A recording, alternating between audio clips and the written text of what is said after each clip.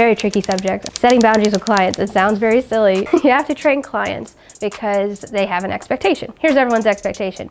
I'm gonna walk into a shop today and I'm gonna get a tattoo for $80. I'm gonna get the tattoo I want for $80. That's the expectation.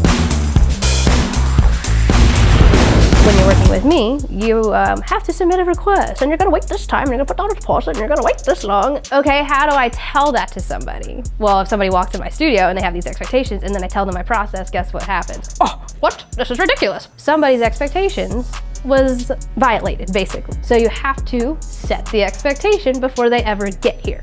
How do you do that? Websites, social media, etc., etc. You set your rules, you set your boundaries, and you put them in place from the beginning. Let's start with the website. On my website, you can go and hit booking information, and it says books are closed. What does books closed mean? Break that down.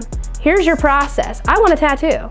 Well, I have to wait. And then what's a request form? What does that look like? And break that down. Then it goes down to pricing. I have a half day, a full day, you know, what does that look like? I even have examples of tattoos that fit into a half day, fit into a full day, so that somebody can look at a tattoo and say, wow, that tattoo was about $1,200. That tattoo was about $400.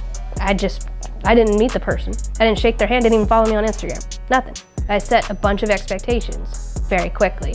Now, people like to say, well, those are ridiculous. I'm gonna do it my way. And they're gonna stick their foot in. They're gonna DM you. They're gonna message you on Facebook and say, I want it on Saturday. I want it for $400. This is where artists have the moment. How do I put boundaries down today? Because we have these by the influx all day, every day in our inbox all the time.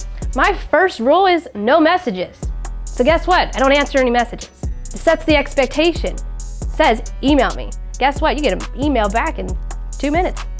But you can message me for weeks and weeks and weeks and you're not gonna hear from me. If you can't follow the first rule, you're not gonna follow any of the other rules that follow. So that's how I train my clients. Follow the first rule. If they can't, that's it. The website's kind of my first line of defense, I would say. You can do this on Instagram too. Make the highlights and say like, here's my booking process, here's the rules, here's how deposits work. You can put that in your highlights. Automatic email of some kind. So once they schedule an appointment, there's like schedulers that sends out an email and it says, you made an appointment with Casey Hart. Here's what to expect for your appointment. Here's the things that artists don't want to spend the time doing. Take the 30 hours, I know it's a lot, it's a 30-hour thing to make a website. That website saves me because I don't spend my time answering messages all day. You know how many messages I answer? 0. Because I'm a tattoo artist. I have a bazillion, but I don't answer any of them because the first rule is email. Starbucks isn't sitting here answering DMs. Neither is Target. Neither is Louis Vuitton. None of them are sitting here answering all the messages. They have a demand. I have a demand. It's not by the millions, but I have a demand. It's too much of a demand for one person to handle. So there's only one outlet. You talk to me via email. Setting those boundaries also comes with self-responsibility, which a lot of artists are not willing to do yet. Balance.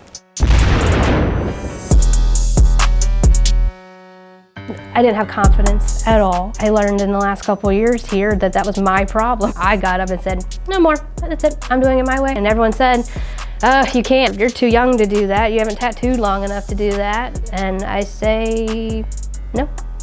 It's a complete sentence. I have tattooed long enough. I am smart enough. I am strong enough. I can do it.